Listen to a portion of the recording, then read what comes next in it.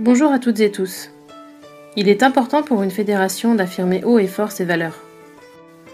Ainsi, nous vous présentons dans cette 10e étape les moyens qui seront mis en œuvre pour les asseoir et les conserver.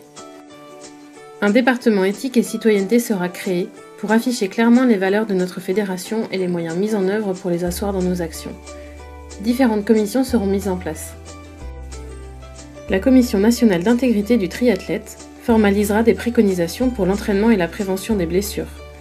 Elle aidera par exemple à la mise en place d'équipes médicales locales pour les clubs, qu'elle accompagnera aussi dans la lutte contre le dopage.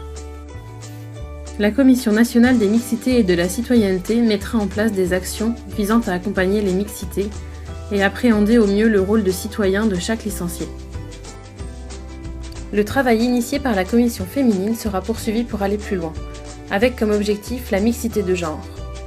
Le développement de la mixité sociale sera également un objectif. Il sera demandé à chaque licencié citoyen de s'engager. Des chartes seront rédigées.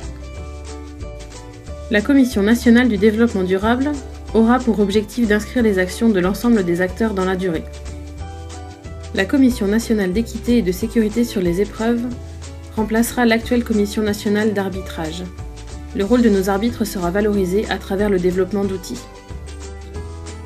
L'un des outils sera la classification des épreuves sur 4 niveaux, allant des épreuves de démocratisation aux épreuves nationales. Ces dernières ne peuvent en effet pas être arbitrées de la même manière. Un autre outil permettra de classifier les arbitres en fonction de leur niveau d'expérience. Chacun pourra se situer et y trouver une motivation pour progresser.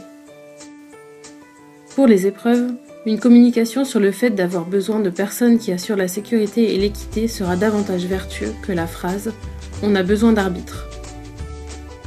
Le travail des éducateurs de club sera accompagné.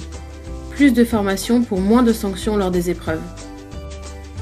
La Commission nationale de discipline traitera des incivilités et des cas de dopage.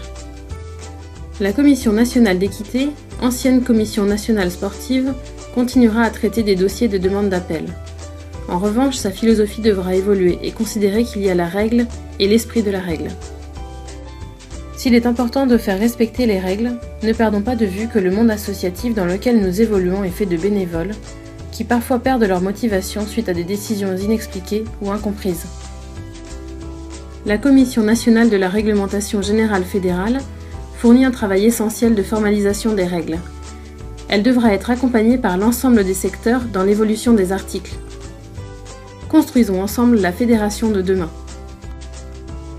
Tous les détails sur le site internet florentroy.fr.